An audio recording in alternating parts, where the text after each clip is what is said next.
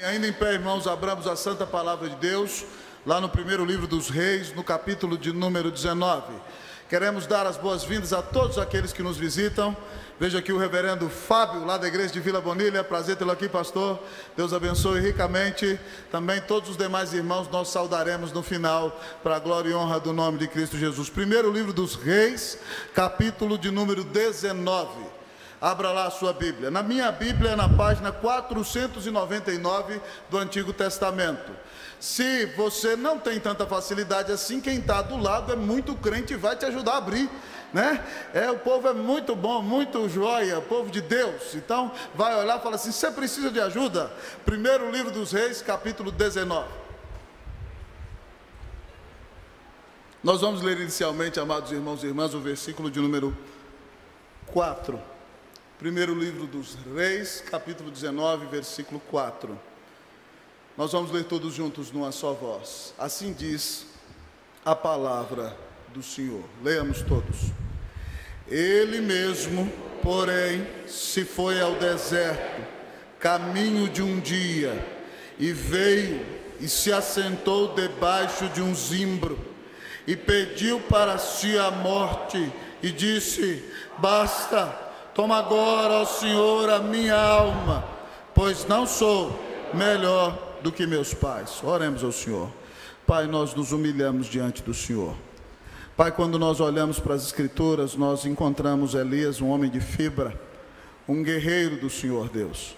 Um homem que enfrenta o rei Acabe, um homem que enfrenta, Deus ó Pai, os 450 profetas de Baal. Um homem que ora e o Senhor ressuscita um menino, ó Deus, ó Pai, em resposta à oração dele. Um homem que orou e o Senhor mandou cair fogo do céu, que consumiu o holocausto, a lenha, as pedras, e lambeu a água que estava no poço ao redor. Elias é um homem que conhece a Deus. Elias é um profeta valoroso do Senhor. Mas mesmo sendo esse homem de Deus, tão consagrado, tão dedicado, a tua palavra diz que ele era homem semelhante a nós. Ó Deus, ó Pai, aqui nós o encontramos com uma grande evidência de depressão, quando ele deseja morrer. Ó Deus, ó Pai, tem misericórdia de nós. Talvez muitos dos que aqui estão já estiveram nesse momento de suas vidas como Elias esteve.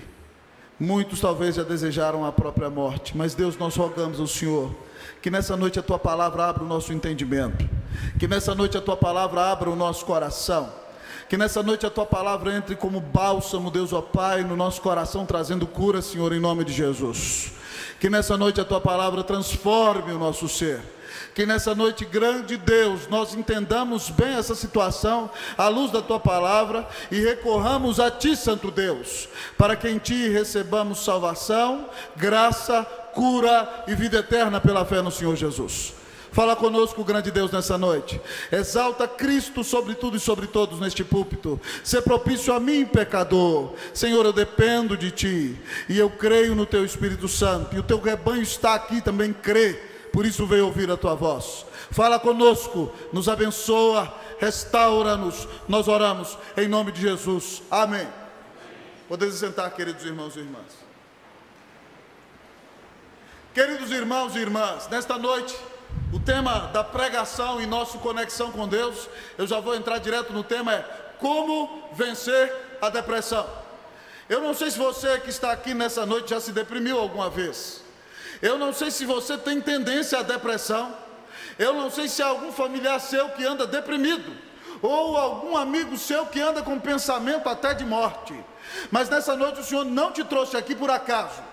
Ele tem o objetivo de animar o seu coração, falar a sua alma e trazer cura a você por meio da pregação da sua palavra.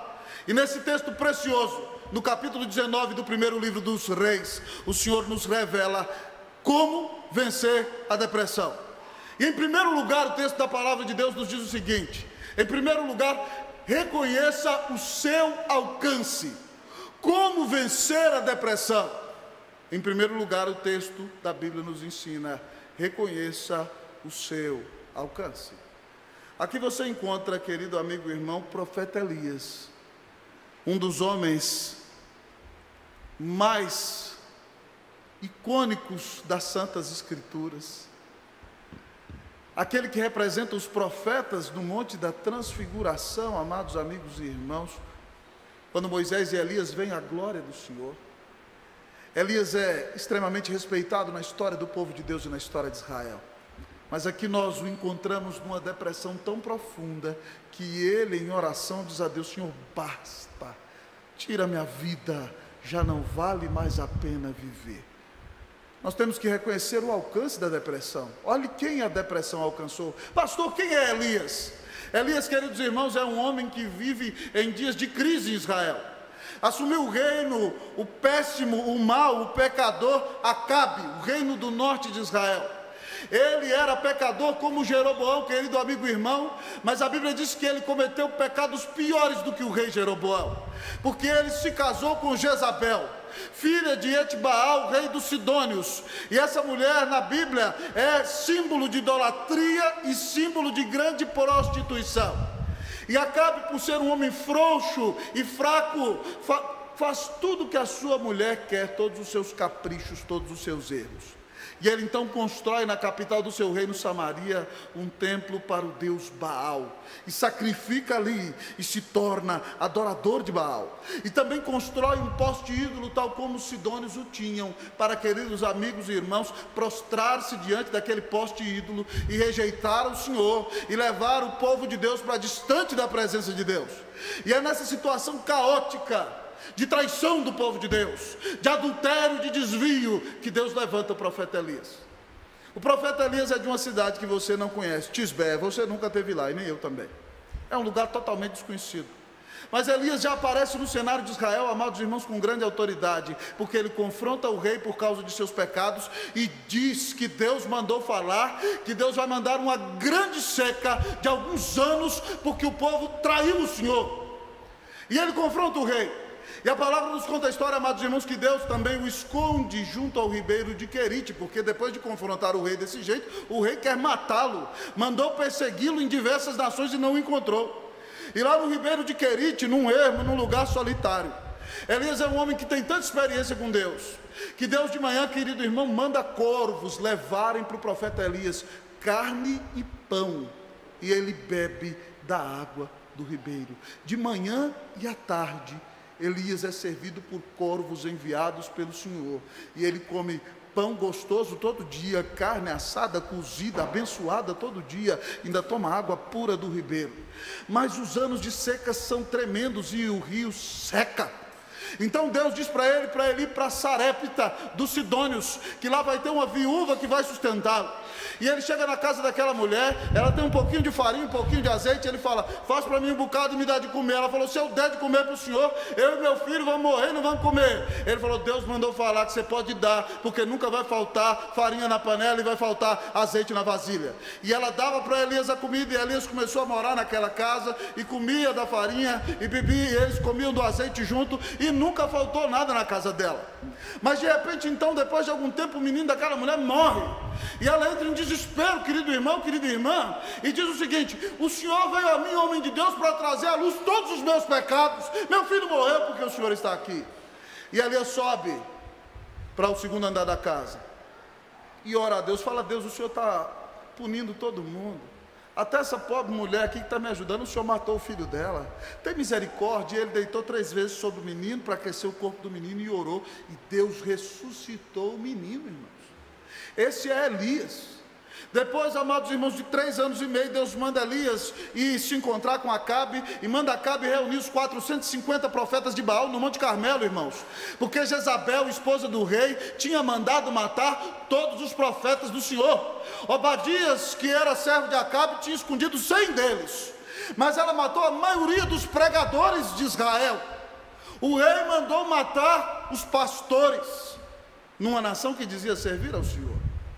Então, quando Elias marca aquele encontro, ele faz um desafio a todo o povo que está no Monte Carmelo, e ele diz o seguinte: os profetas de Baal vão clamar a ele, e vão colocar um holocausto, e se ele mandar fogo dos céus, Baal é Deus. Mas se ele não mandar, e eu vou orar ao Senhor, e o Senhor mandará fogo dos céus para consumir o holocausto, então o Senhor é Deus. E a reunião foi marcada, e o povo disse: é boa essa palavra. E começou então aquele grande desafio espiritual, aquela grande batalha.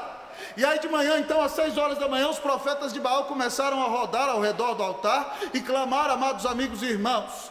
E eles clamaram às 6, às 7, às 8, às 9, às 10. Quando deu meio-dia, Elias começou a zombar da cara deles. Chamem esse Baal de vocês aí. Talvez ele esteja dormindo, ou talvez ele esteja viajando, ou até atendendo às suas necessidades mais pessoais, fazendo menção a necessidades fisiológicas. Elias zombou deles, amados amigos e irmãos. E quando depois do meio-dia eles começaram a se cortar, para sangrar, e dizendo, Baal responde-nos, iam manquejando, e fazendo ali a sua macumbaria da antiguidade, essa é a verdade. E aí, amados amigos e irmãos, não adiantou nada.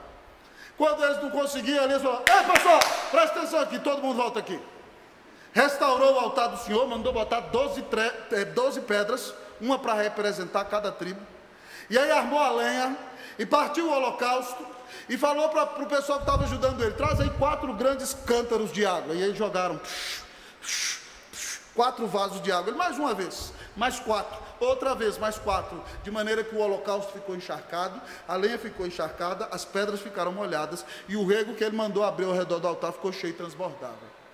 E aí Elias orou assim, Senhor, Deus dos exércitos, hoje mostra para esse povo que o Senhor é Deus e que eu sou teu profeta, e que tu estás retrocedendo a ti o coração deles. Manda fogo do céu para que o teu povo te sirva. E quando ele ora, amados irmãos, eu imagino a cena, imagina comigo, a Bíblia diz que caiu fogo do céu, que consumiu o holocausto, a lenha, as pedras, consumiu tudo. E a água do ribeiro secou. E o povo caiu no chão dizendo, o Senhor é Deus, o Senhor é Deus, o Senhor é Deus. E o rei estava lá e nem tocava em Elias, e o valente Elias disse o seguinte, matem os 450 profetas de Baal. Israel agora volta a adorar ao Senhor. Esse é o grande valente Elias. Mas no dia seguinte, Jezabel ouve do marido o que Elias fez. O próprio Acabe não pode se opor a Elias.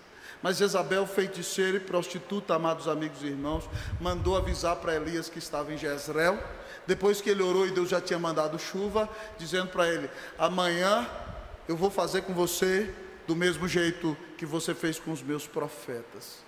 E a Bíblia diz, irmãos, que Elias teve medo, fugiu para Berseba, deixou seu moço sozinho lá.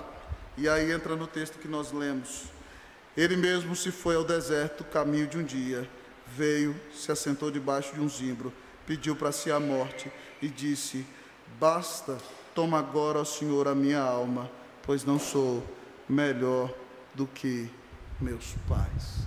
Elias, amados irmãos, titubeou, tremeu diante da maldade de Jezabel. Elias olhou para as circunstâncias, olhou para a palavra da rainha e teve vontade de morrer. Eu quero dizer para você o seguinte, se um homem do quilate, da altura de Elias, passou por uma depressão, por que você não pode passar por uma depressão? Eu não desejo que isso aconteça com você nunca. Mas eu quero dizer para você que você precisa reconhecer o alcance da depressão. Homens de Deus, amados irmãos, em toda a história da humanidade, têm passado por depressão. William Cowper, um dos maiores compositores de hinos de fala inglesa, era um homem que enfrentava grande depressão. Lutero, amados irmãos, passou por momentos terríveis de depressão. Charles Spurgeon, amados irmãos, depois de um dia em que ele pregava no Surrey Garden, em Londres, o maior pregador do século XIX, um dos maiores pregadores da história. Enquanto ele estava pregando, muito compenetrado, para um auditório de 28 mil pessoas, alguém gritou, fogo, fogo, fogo! E a multidão se levantou e começou a correr, amados irmãos, e 8 pessoas morreram no meio daquela tragédia. E saiu no principal jornal de Londres, Charles Spurgeon, o pregador assassino. E ele começou a sofrer de gota reumática depois daquilo, e teve uma depressão profunda, amados amigos e irmãos. Dormiu uma semana inteira, pensou que nunca mais ia pregar.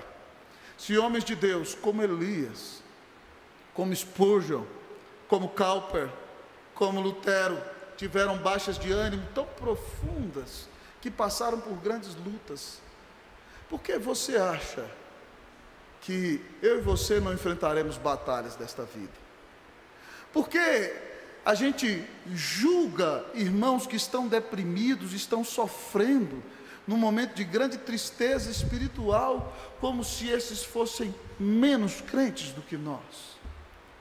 Ah, amados amigos e irmãos, que Deus tenha misericórdia de nós, que nós tenhamos mais cuidado em julgar os nossos irmãos, porque a depressão pode alcançar a qualquer um de nós, pode alcançar a nossa casa, pode alcançar nossa família, pode alcançar nossos amigos, pode alcançar até os nossos filhos. Então, amado amigo e irmão, quando você perceber que há alguém deprimido, não julgue essa pessoa, não atire pedra. Homens de Deus passaram por grande tristeza da alma e tiveram que se voltar para a presença do Senhor. Como vencer a depressão? Em primeiro lugar, reconheça o seu alcance. Talvez ela pode bater na sua porta, na sua casa, na sua vida, na sua família, e você não é melhor do que ninguém. Você precisa correr para os braços do Senhor. Reconheça o seu alcance e corra para os braços do Senhor. Mas talvez você me pergunte: reverendo, como vencer a depressão? Além de reconhecer o seu alcance, amado amigo e irmão, como vencer a depressão? O texto nos diz: reconheça os seus sintomas. Como vencer a depressão? Reconheça os seus sintomas. Olhe comigo agora, amado irmão, para a vida de Elias. Primeiro sintoma que eu percebo da depressão na vida de Elias, querido amigo e irmão, querida irmã, é que a depressão é desencadeada por uma crise. Elias, amados irmãos, aguentou muita pancada durante muito tempo, ficou morando sozinho no deserto, junto ao ribeiro de Querite, vendo Deus sustentá-lo. Depois foi morar de favor na casa de uma viúva que não tinha quase nada para dar para ele, amado amigo e irmão. Depois tem que enfrentar um rei, enfrentar um grande número de falsos profetas, amados amigos e irmãos, e ele vence em todos esses momentos. Mas quando a rainha diz: eu vou acabar com a sua raça, Elias, amanhã eu te mato, ele ficou perplexo e ele se deprimiu. Então, amado irmão, em primeiro lugar, primeiro sintoma, segundo ponto do sermão é reconhecer os seus sintomas. A depressão geralmente é desencadeada por uma crise. Talvez uma doença na sua família, talvez uma doença de algum familiar seu, talvez, querido amigo e irmão, a perda do emprego, talvez a crise num relacionamento de noivado, de namoro, ou até um divórcio no casamento, amado amigo e irmão, pode gerar, ou então a perda do emprego, ou uma sensação de incompetência, ou talvez um salário baixo durante 10, 15, 20 anos, de maneira que você já não consegue custear o sustento da sua família. Talvez, querido, uma fraqueza contra o pecado, ou talvez uma grande mudança, um parto na vida da irmã, e a irmã se sente incapaz de criar aquele menino. Uma sensação de rejeição de parte de alguém, uma crise amorosa, como eu disse a você, qualquer crise, qualquer luta, qualquer dor, qualquer coisa que seja muito forte para você, pode desencadear uma depressão. Então você precisa entender que a depressão geralmente é desencadeada na vida de alguém por uma crise. Amados irmãos, já fazem mais de 28 anos que depois de pregar na igreja, a coisa que eu mais faço é aconselhar pessoas. E eu quero dizer para vocês que, sem sombra de dúvidas, na maioria das vezes, as pessoas que nós encontramos com depressão no meio do povo de Deus foram pessoas que passaram por uma ou outra frustração. Ou foi uma mulher que foi traída pelo marido, ou foi um jovem que foi abandonado pela sua noiva, ou é um pai que está desesperado com a vida perdida que o filho está levando, ou é alguém que idolatrava demais o seu trabalho e perdeu o seu emprego, ou foi alguém que investia na bolsa e de repente houve uma crise e essa pessoa quebrou e não sabia mais como viver. Geralmente a depressão, amado irmão, é desencadeada por uma crise. Então você tem que saber, meu querido amigo e irmão, que todos nós vamos enfrentar crise na vida, e você precisa entender que no momento da crise você precisa olhar para o Senhor. Mas um segundo sintoma da depressão na vida de Elias, amado irmão, é que a depressão é caracterizada pelo medo. Olhe comigo para o texto. O texto diz aí, quando Jezabel no versículo 2 diz que vai matar Elias. Leia para mim o versículo 2, por favor, irmão. Vamos lá, você vai ler. Então Jezabel, leia aí. Então Jezabel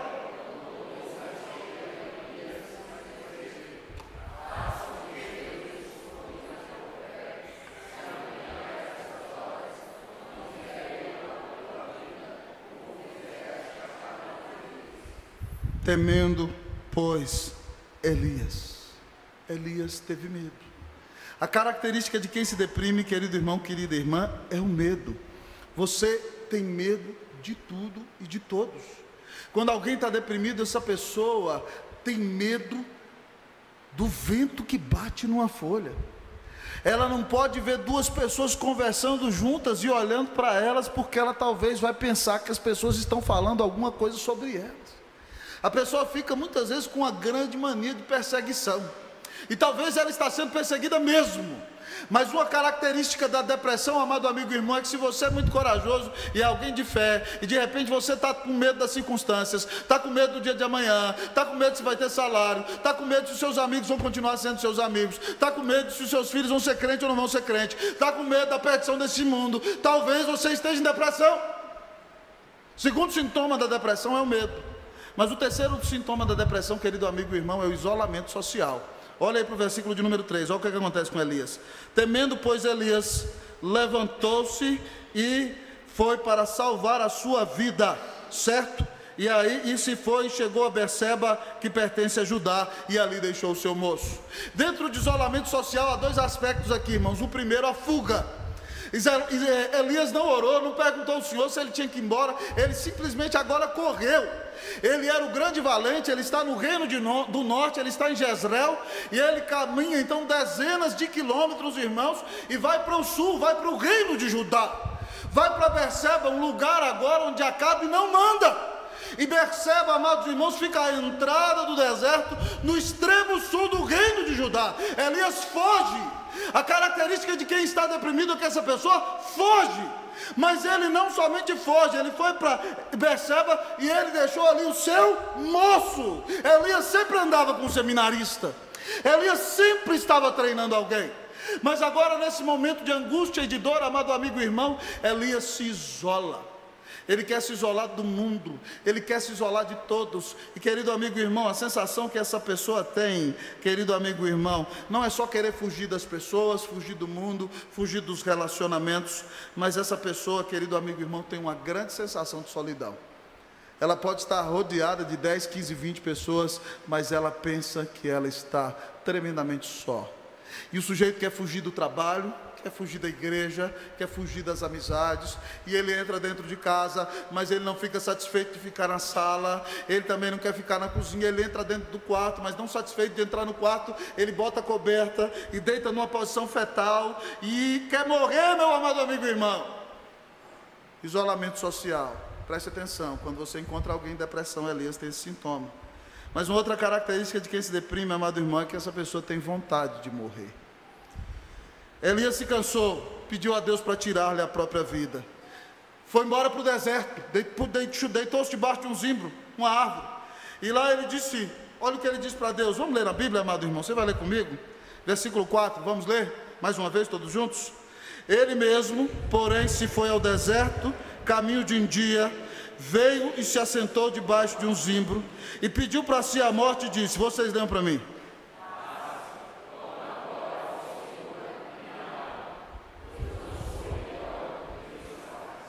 Querido amigo e irmão, desejo de morrer. Quem se deprime tem vontade de morrer.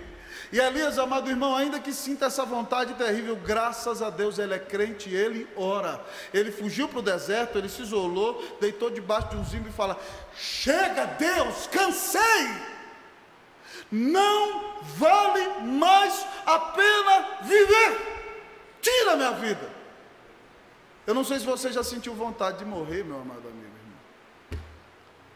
Você não tem direito algum de atentar contra a sua vida, eu queria lhe dizer, porque a sua vida não te pertence. Não foi você quem criou a si mesmo, e não foi você quem comprou a si mesmo, porque Deus deu o seu único filho, Cristo Jesus, na cruz para morrer no seu lugar. Então, se você ouvir alguma vozinha na sua mente dizendo assim, por que você não acaba com isso? Fique esperto, amado amigo e irmão. Isso pode ser a voz do inimigo de nossas almas, soprando no seu coração. Diga a ele, eu não tenho parte com você, fora daqui, em nome de Jesus. Eu tenho um amigo, querido amigo e irmão pastor, que viveu uma grande depressão no seu ministério. numa situação tremendamente terrível e angustiante. E ele morava numa grande capital, amado amigo e irmão, e ele morava num 10º andar, querido amigo e irmão, e num dia de depressão profunda, ele me contava isso, que ele estava ali angustiado, ele estava com dificuldades de pessoas enfermas na sua família, ele estava com grandes lutas, querido amigo e irmão, no seu ministério, ele apresentava projetos para a sua liderança, e a sua liderança dizia que não, ele viu pessoas do seu rebanho caírem em pecado, amado amigo e irmão, ele viu pessoas que ele amava enfrentarem grande enfermidade, e ele me contava, amado irmão, que ele perdeu a força, ele ia para a igreja e pregava e não conseguia conversar com ninguém naqueles dias, e ele disse que um dia estava olhando do 10º andar da sua janela. Então, amado amigo e irmão, ele olhou para baixo e ele ouviu uma voz dizer no seu ouvido: pula, por que você não pula e acaba logo com isso? E ele falou assim: glória a Deus por isso, está repreendido, Satanás, minha vida pertence ao Senhor Jesus. Se você, irmão, está ouvindo essa vozinha no seu ouvido, pode ser a voz do inimigo. Tome cuidado, a sua vida não te pertence. O ladrão é quem veio roubar, matar e destruir. O Senhor não quer destruir a sua vida. Fique ligado com a vontade de morrer. Mas um outro sintoma da depressão, querido amigo e irmão, é uma grande vontade de dormir. Olhe para o versículo 5. Olha comigo aqui, versículo 5. Versículo 5 diz assim, olha: deitou-se e dormiu debaixo do zimbro. Eis que um anjo tocou e disse: levanta-te e come. Eu vou trabalhar isso aqui. Ele comeu a comida que o anjo deu, resumindo a história, e depois ele deitou e dormiu de novo. Uma grande vontade de dormir, ele deita e dorme. Um anjo acorda e ele volta a dormir. Um sono irreparável, amado amigo e irmão. Se você está passando por depressão, uma dica: no começo durma mesmo como profeta. Veja bem que Deus deixou o profeta dormir. O profeta dormiu, ele estava tão desiludido, amado irmão. Depois eu vou convidar o médico aqui, talvez o meu presbítero, doutor, que está aqui no primeiro banco aqui comigo, para explicar o que aconteceu no cérebro dele, o que desgastou, que ele sentiu tanto sono, tanta tristeza, mas ele tinha que dormir. E a grande verdade, amado irmão, é que ele dormiu. Então, se você está enfrentando um momento de tristeza profunda e sente vontade de dormir, entre para o quarto e durma, porque isso vai te ajudar a se recuperar. Mas durma um dia, durma 2, durma 3, mas não durma eternamente, amado amigo e irmão. Chega uma hora que você tem que parar de dormir. Então, porque Deus te deu vitória para você parar de dormir. Porque Deus não colocou a gente nesse mundo só para dormir. Mas uma grande vontade de dormir é um sintoma da depressão. Mas uma outra característica da depressão, amado irmão, é a tremenda insensibilidade espiritual. Fique ligado aqui comigo, versículo 5 ainda, eu vou ler o 5, você o 6. Deitou-se e dormiu debaixo do zimbro, e eis que um anjo tocou e lhe disse: levanta-te e come. Leia o 6 para mim, querido irmão.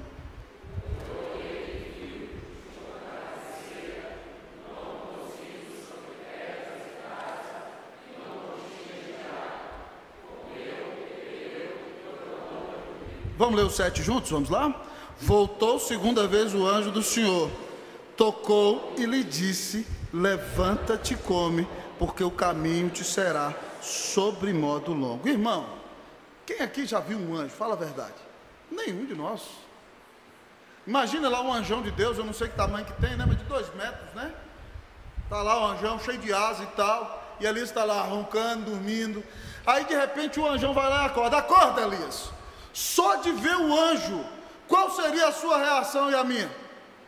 O anjo acorda Elias, mas Elias está inerte. Uma grande característica da depressão é uma insensibilidade, amado irmão, assustadora. Elias vê um anjo e não reage de forma alguma. E aí depois o anjo mostra para ele que preparou para ele, irmão, um pãozinho feito na pedra. Um pão angelical, amado irmão. O pão de São Paulo, que é feito por seres humanos, é tão bom. Agora imagina um pão assado na pedra, preparado por um anjo de Deus.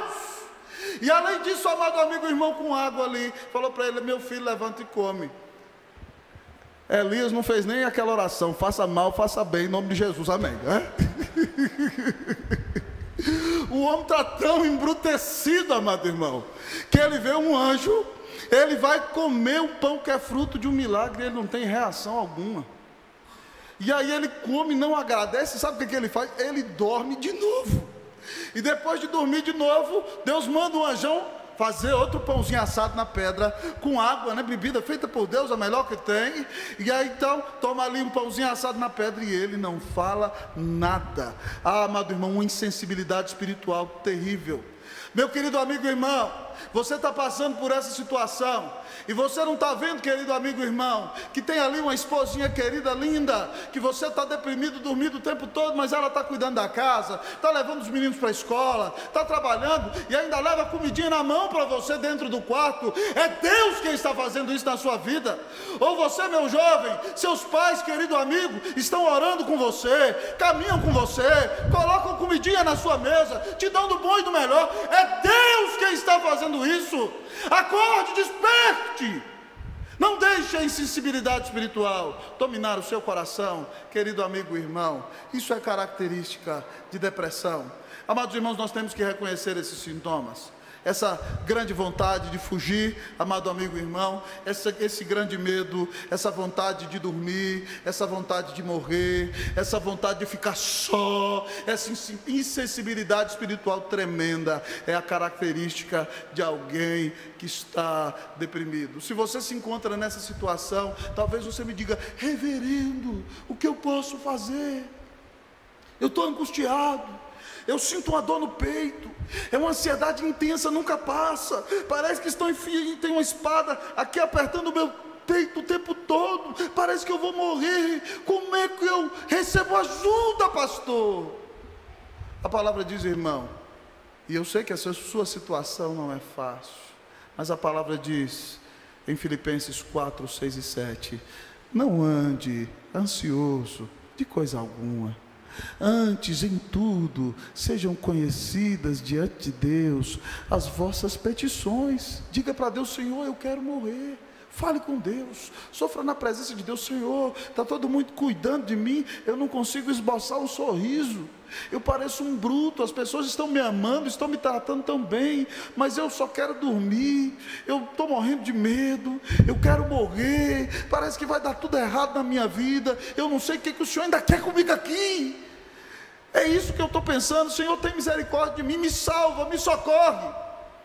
Ele disse que no lugar de ficar desse jeito, você pode vencer essa ansiedade, se você corre para a presença do Senhor. Então, amado irmão, se você clamar no tempo certo, você vai orar, vai chorar, vai gemer, e de repente você vai perceber que a paz de Deus, que sobrepassa todo o entendimento, vai guardar o seu coração e a sua mente em Cristo Jesus. Se você tem esses sintomas na sua vida, você pode estar enfrentando depressão. Corra para os braços do Senhor. Ele tem misericórdia de você. Ele pode trazer cura para o seu coração. Como vencer a depressão?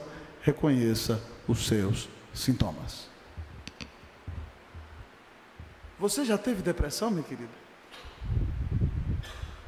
Você já enfrentou a depressão, varão valoroso? Você conhece, meu irmão, alguém que se deprimiu? Como vencer a depressão? Reconheça o seu alcance, reconheça os seus sintomas, mas reconheça a ação de Deus. Como vencer a depressão? Reconheça a ação de Deus. Primeira coisa, amados irmãos, que Deus faz no momento em que nós estamos deprimidos, Ele ainda continua nos sustentando. Eu já li com você os versículos 5 a 7. Elias está deprimido, mas Deus manda o seu anjo, que de maneira sobrenatural o atende, prepara pão para ele, dá água para ele, cuida das suas necessidades. Deus o deixa dormir, o anjo prepara Elias, o alimenta e diz a ele para se levantar e comer, porque ele tem um longo caminho pela frente. Primeira coisa, você está deprimido, mas Deus ainda continua sendo bom. Deus, como diz o nosso irmão Baruch, ainda continua sendo Deus. Ele cuida de você, Ele te carrega no colo, ainda que você esteja sofrendo, e ainda que você não mereça. Mas reconheça a ação de Deus, reconheça não só que Deus te sustenta, mas também que Deus te fortalece. É óbvio que Ele te sustenta. Davi, já velhinho, disse assim, fui jovem, e agora sou velho, nunca vi um justo desamparado, nem sua descendência mendigar o pão. Ele vai cuidar de você. Reconheça que Ele te sustenta, mas reconheça a ação de Deus, reconheça que Ele te fortalece. Versículo de número 8, a igreja vai ler para mim, por favor, leiam o versículo 8, 1, 2, 3, leiam com alegria e força, vamos lá? Levantou-se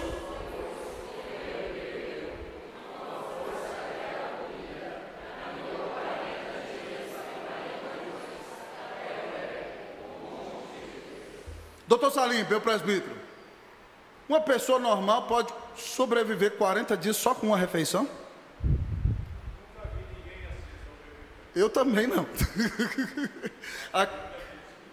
Aqui é uma opinião científica, mas a Bíblia diz que isso aqui, irmão, é um milagre. Isso aqui é para dizer para mim e para você, que quando a gente está deprimido, quem nos fortalece é o Senhor. O anjo faz uma comida, fala para Elias, come, você vai ter um caminho longo. E aí vocês leem para mim o texto, que ele levantou, comeu e bebeu, e com a força daquela comida, ele caminhou 40 dias e 40 noites. Caminhou, amado irmão, de manhã, à tarde, à noite, no deserto, amado irmão, sem deitar, sem dormir, caminhando 40 dias sem parar. Uma comida só deu uma força sobrenatural tremenda para Elias, até ele subir ao extremo norte, ao Monte Horebe, amado irmão, Monte de Deus. O Monte Sinai, né, foi o contrário, indo para o Egito. Ele foi para o Monte de Deus, não para o Monte Hermon, foi para o Monte Horebe. Então, amado amigo e irmão, ele foi para o monte de Deus. O Horebe é o Sinai, é o monte onde Moisés encontrou com Deus. E aqui, amado amigo e irmão, ele caminha 40 dias e 40 noites. Deus te fortalece, Deus cuida de você. Talvez você fale, pastor, eu não sei como é que eu estou sobrevivendo, eu não estou nem comendo direito. É Deus que está te fortalecendo. Eu não sei como é que eu não estou doente, pastor, eu não estou nem tomando os remédios que eu tenho que tomar todo dia. É Deus quem está te fortalecendo, meu filho. Deus não só te sustenta, Deus te fortalece. Então comece a reconhecer a ação de Deus, em nome de Jesus. Mas reconheça a ação de Deus, querido amigo e irmão. Ele não só te sustenta e te fortalece, mas Ele te leva, querido amigo e irmão, a desabafar. Elias caminha 40 dias e 40 noites e chega no Monte Horebe, o monte de Deus. E aí, amado irmão, no versículo 9, a Bíblia diz que ele entrou numa caverna onde passou a noite, e lhe veio a palavra do Senhor dizendo a ele, que fazes aqui, Elias? Fala sério, meu irmão, você acha sinceramente que Deus não sabia o que ele estava fazendo ali? Se Elias fosse meio intolerante, como alguns irmãos, ia falar, ô Deus, que pergunta é essa, né? Misericórdia, eu estou aqui porque o Senhor me mandou aqui, né? Que fazes aqui, Elias? Mas, meu irmão, você precisa entender que Deus quer fazer com que Elias tire tudo aquilo do coração dele. Então, amado irmão, nós temos que reconhecer que Deus nos deixa desabafar. E aí Elias vai e fala para Deus o seguinte, Deus, eu tenho sido zeloso pelo Senhor. A palavra usada no hebraico para zeloso, amado irmão, está num paradigma verbal chamado piel. E podia ser traduzido assim, eu tenho sido zeloso intensamente pelo Senhor. E sabe o que fizeram com o teu povo aqui, Deus? O teu povo abandonou tua aliança, certo? Mataram os teus profetas à espada, destruíram os teus altares, e eu fiquei sozinho e querem acabar com a minha vida. É isso que ele fala para Deus. Em outras palavras, ele falou assim, amado irmão, Deus, a situação do teu povo agora é a seguinte, rasgaram a Bíblia, fecharam as portas das igrejas, mataram todos os pastores, e eu fiquei sozinho. É isso que eu estou fazendo aqui, Deus, a situação está complicada demais. Deus aparece para ele, daqui a pouco eu já vou falar sobre isso. Mas quando ele sai do monte, amado irmão, olha o que Deus pergunta para ele de novo. E aqui é interessante, amado irmão, versículo 13. Eu vou ler o 13 e você o 14. Ouvindo Elias, a cena, isso é a repetição do que aconteceu no 9 e no 10. Ouvindo Elias, envolveu o rosto no seu manto e saindo pôs-se à entrada da caverna. E eis que lhe veio uma voz e lhe disse, que fazes aqui, Elias? Vocês, o 14.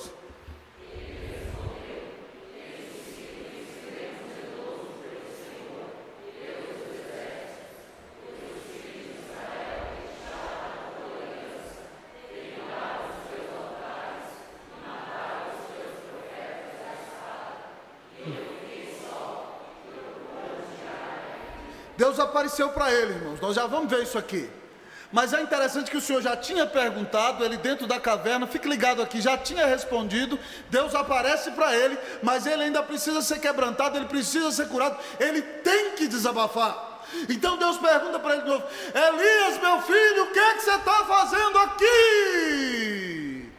E aí ele vai e fala para o Senhor, Senhor, antes ele falou, eu tenho sido zeloso, agora o que ele diz aqui, ó, tenho sido em extremo zeloso. A mesma palavra usada para extremo é a mesma palavra usada para zeloso no hebraico.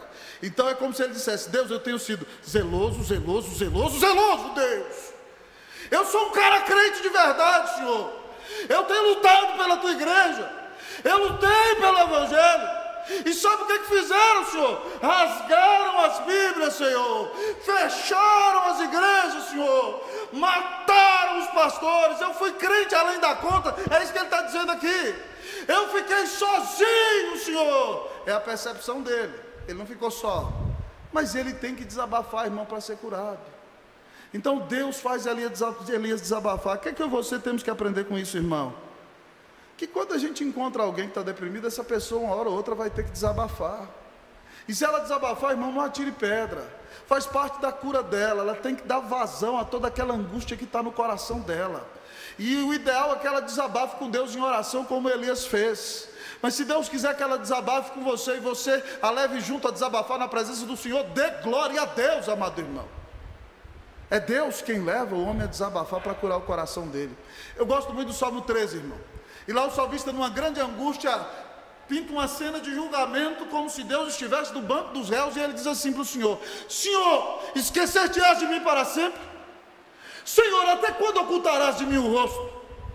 Até quando, Senhor, dirá o meu inimigo, eu venci? Até quando, Senhor, eu vou deitar relutando com tristeza no meu coração cada dia? E olhe bem, irmão, preste atenção, Deus que inspirou a Bíblia mostra que o salmista pode fazer isso. Deus não gosta que você fale mal de Deus para os outros, mas Deus permite que você desabafe a sua angústia na presença dele em oração. Então nunca blasfeme do Senhor, porque senão você vai ser disciplinado e vai ser corrigido. Mas se o seu coração está angustiado e você não está satisfeito com a situação, diga para Deus em oração. Ele nos ensina a atuar assim em sua palavra. Seja sincero na presença do Senhor.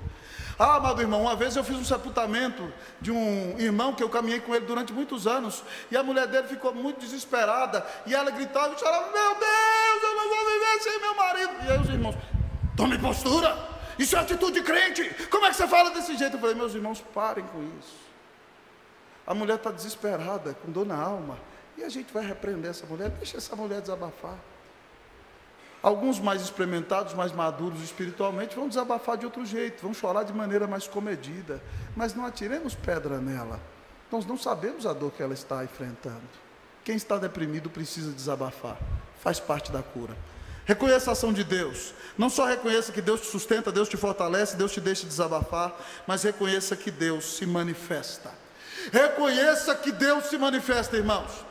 Quando Elias desabafa a primeira vez, fique ligado comigo, versículo 11, versículo 12. Eu vou ler o 11, vocês o 12. Disse-lhe Deus: sai e põe-te neste monte perante o Senhor. Eis que passava o Senhor, e um grande e forte vento que fendia os montes e despedaçava as penhas diante do Senhor. Porém, o Senhor não estava no vento. Depois do vento, um terremoto, mas o Senhor não estava no terremoto. Depois do terremoto, um fogo, mas o Senhor não estava no fogo. E depois do fogo, um cicio, um vento, irmão. Imagina aquele vento que faz assim, ó.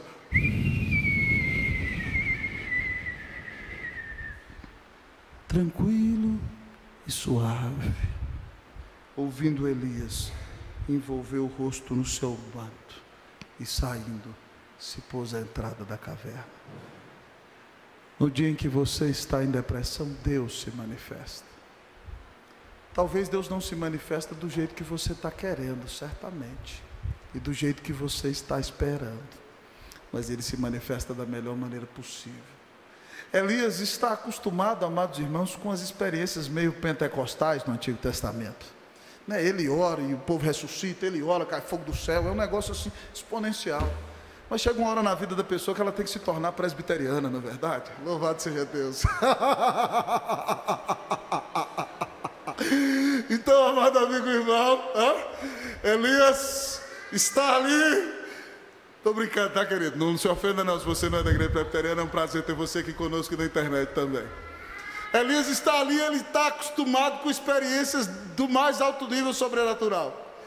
E aí então, amado irmão, ele está ali, sai na porta do monte, de repente vem um grande vento. Imagina aquele vento poderoso. E a Bíblia diz que aquele vento é tão forte que ele vai passando e as montanhas vão abrindo. E o vento vem, e grandes pedaços de rocha fazem assim, ó, pum, explodem. E Elias pode pensar agora, nessa manifestação sobrenatural tremenda, Deus está. E o texto diz que Deus não estava no vento. Depois vem um terremoto. Eu não sei se vocês já viram terremoto, irmãos. Se não viram, não queiram ver. Certo? Eu me lembro daquele dia que eu estava lá em Santiago, lá em casa estudando, preparando meu sermão. Eu escrevia meu sermão na quinta de manhã, não atendia telefone, estou lá digitando meu sermão na mesa e de repente a mesa começou a tremer. Eu falei, meu Deus do céu, o que é isso?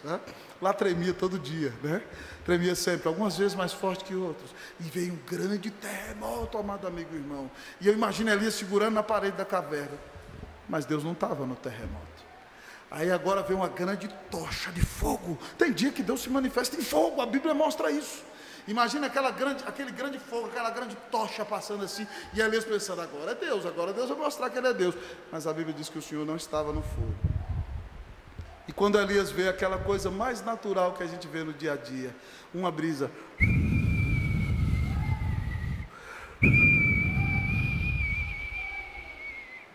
Hoje eu tive uma reunião cedinha lá em Higienópolis, 7 horas da manhã, depois eu desci aqui para a igreja. E quando eu descia dessa reunião, amados irmãos, eu vinha, e já estava fazendo um pouco de calor, mas eu estava com o paletó aberto, bateu um vento, mas foi uma coisa tão maravilhosa, tão gostoso. Tão gostoso quando a gente anda no fim de tarde, depois de um dia de trabalho, e vem aquela brisa e bate no nosso rosto. Algo comum, algo natural, algo que não gera comoção, e você precisa aprender que Deus se manifesta também nas coisas mais naturais da nossa vida. Numa brisa que sopra no nosso rosto, numa esposa linda e maravilhosa que dá um beijo na gente e fala assim, querido, eu te amo. Em filhos preciosos que chegam e se acurrucam debaixo do braço e dizem, papai, eu amo você, que bom estar aqui. Ou através de um pai que cuida de você, que te leva no médico, ou de uma mãe preciosa que dá a comidinha na sua mão e te trata com maior cuidado. Ou através de um filho, meu querido amigo e irmão, que é adulto, tem família, mas você está com idade avançada, ele pega você, te leva no médico, te carrega no colo e te trata com amor. Deus se manifesta nas coisas mais naturais da sua vida. Então abre os olhos, abre os ouvidos, abre o coração, em nome de Jesus, amém! Entenda que Deus está se manifestando, está curando o seu coração e mostrando a sua presença nas coisas mais naturais da sua vida. Reconheça a ação de Deus, mas ao reconhecer a ação de Deus, reconheça que Deus também, querido amigo e irmão, quer te orientar. Depois que Elias tem essas experiências e desabafa, Deus manda ele sair do monte. E Deus dá algumas instruções para ele. Você vai ler comigo, querido irmão, versículo de número 15. Leia comigo, versículo de número 15 e versículo de número 16. Eu vou ler o 15 e você o 16. Disse-lhe o Senhor, vai, volta ao teu caminho para o deserto de Damasco, e em chegando lá, unge a Azael, rei sobre a Síria. Você o 16.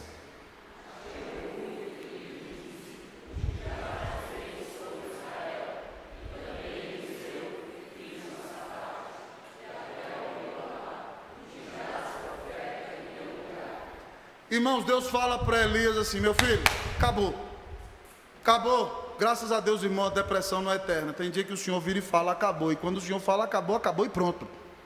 Deus vai dar instruções para ele, agora parou, você já desabafou, eu já apareci, já fiz milagre demais, você já caminhou 40 dias com comida só, já te mostrei anjo, já te mostrei que eu estou nas coisas naturais, agora vamos voltar a trabalhar, vamos se levantar, vamos, a vida caminha, vamos, né? O trem anda, vamos andar. Você vai sair daqui. E é impressionante, irmão, que Deus é tão maravilhoso que Elias quer morrer, amado irmão, mas Deus tem para ele uma das experiências mais gloriosas da história da humanidade. Deus fala para ele assim, ainda não te dei tua demissão. Você vai sair daqui, você vai ungir Azael, rei da Síria. Depois você vai ungir Jeú, rei de Israel. E aí você vai treinar outro rapaz. Você não vai sair de qualquer jeito. Você vai preparar Eliseu e vai ungí-lo como profeta em seu lugar. Deus orienta Elias, amado irmão. Deus está dizendo que ainda que o sofrimento seja grande, ainda que a angústia seja intensa, amado amigo e irmão, a luta não acabou, a missão não acabou. Deus ainda quer te usar. Deus quer fazer de você uma bênção. Então levante-se, creia no Senhor, seja curado em nome de Jesus. Desperte-se para fazer tudo aquilo que Deus tem para você. Deus ainda tem um chamado glorioso para a sua vida. Mas além de tudo isso, amado irmão, Deus nos anima. Deus nos anima. Deus não canta para Elias dizendo, ele continua sendo bom. Mas ele diz para Elias, eu continuo sendo Deus. Olha o que ele diz aqui para Elias no versículo de número 17. Quem escapar a espada de Azael, Jeú matará. Quem escapar a espada de Jeú, Eliseu matará. Elias, fique ligado. Você está achando que eu deixei de ser Deus? Você está achando que eu deixei de ser justo juiz? Na hora certa todo mundo vai ser disciplinado, todo mundo vai ser julgado. Azael vai matar quem eu quiser, Jeú vai matar quem eu quiser, e até Eliseu, meu profeta, vai matar quem eu mandar. Eu continuo sendo juiz. Eu não perdi o controle da situação, Elias. Reconheça que eu sou Deus. Anime-se, eu ainda sou um justo juiz. E aí ele diz para Elias, e pare de dizer, Elias, essa conversa fiada que você está sozinho, que você não está sozinho, como a gente diz lá em Minas Gerais, coisíssima nenhuma. Olha aqui para mim, versículo de número 18. Vamos ler comigo, todos juntos? Também conservei em Israel 7.000, todos os joelhos que não se dobraram a Baal, e toda a boca que não beijou. Coragem, Elias. Tem 7.000 que não adoraram.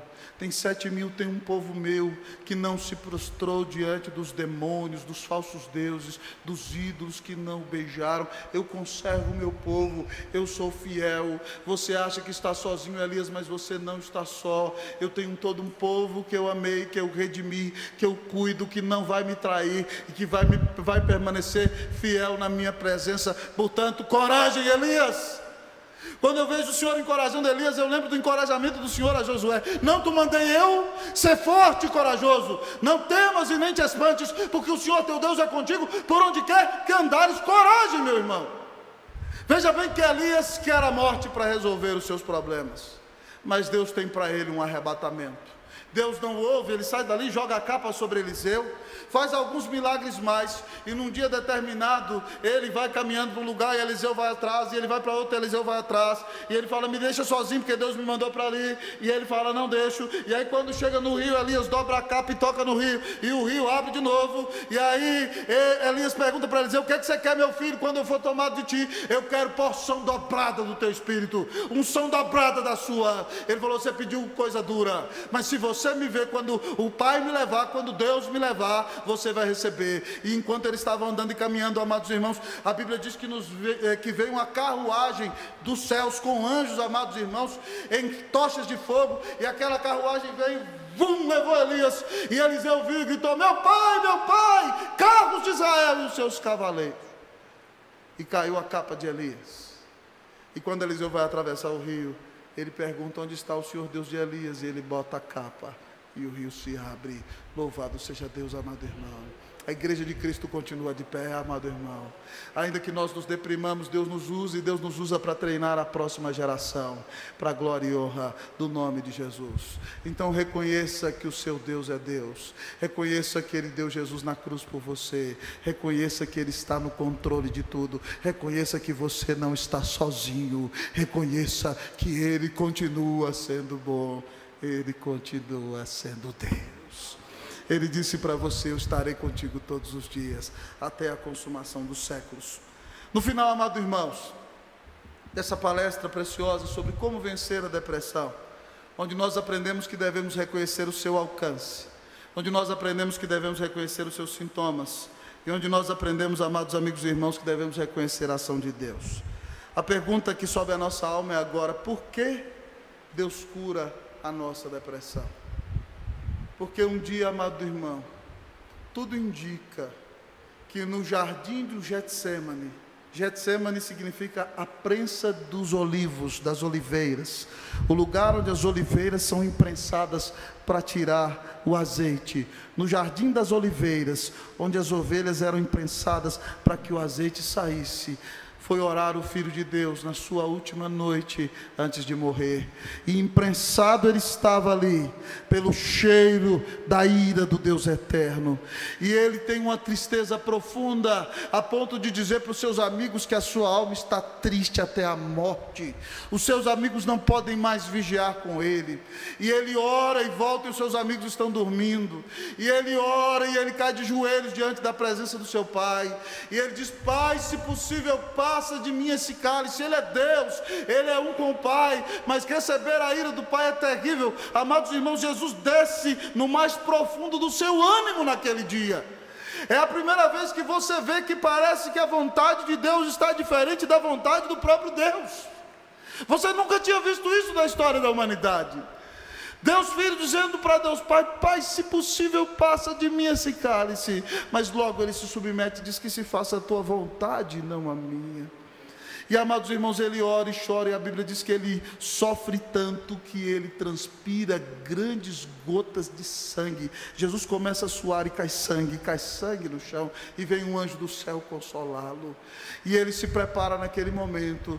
E então, quando vem chegando o traidor com sua turba, Jesus se levanta da oração. E agora, amado irmão, ele venceu aquele momento de angústia, ele venceu aquele momento de dor, ele venceu aquele momento do vale de aflição, enquanto orava na presença do Pai. E ele se levanta, amado irmão, e diz: basta já, levantai-vos e vamos-nos, eis que o traidor se aproxima. E a partir dali Jesus não titubeia mais. Ele é açoitado, ele é espancado, ele é cravado na cruz, ele recebe a ira de Deus, ele se entrega e grita: está consumado. E quando ele entrega o Espírito, o véu do santuário se rasgou. Jesus, amado irmão, desceu no vale mais profundo das suas emoções, para que eu e você não descêssemos no vale profundo do inferno da ira de Deus. Se você, meu querido amigo irmão, quer vencer a depressão eterna do inferno, creia que Jesus Cristo sentiu toda a sua dor.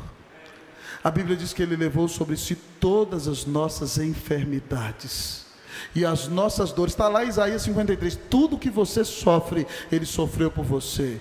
E nós o reputávamos por aflito, ferido de Deus e oprimido, mas ele foi traspassado pelas nossas transgressões, moído pelas nossas iniquidades. O castigo que nos traz a paz estava sobre ele, pelas suas pisaduras nós fomos sarados. Jesus morreu por você. Você é a pessoa mais amada da terra. Você custou o sangue do eterno Filho de Deus. O próprio Deus deu por você aquilo que ele tinha de melhor, ainda que você não merecesse. Não há ninguém tão amado como você. Você custou o sangue mais caro do universo. Então pare de olhar para as circunstâncias, pare de dar ouvidos ao diabo, pare de se sentir pobrezinho e creia que Deus te amou tanto, que deu o único filho dele por você, que você é precioso aos olhos do Pai, e que Deus tem um projeto maravilhoso na sua vida. E se ele te deixou passar pelo vale da depressão, foi para que você não ame mais seus talentos mais do que a Deus, é para que você não ame outras pessoas mais do que a Deus, é para que ninguém ocupe o lugar do Senhor na sua vida. Então creia no Senhor, levante-se, lute e seja uma bênção, em nome de Jesus, amém. Que o Senhor te dê vitória sobre a depressão, em nome de Jesus, para a glória de Jesus, amém.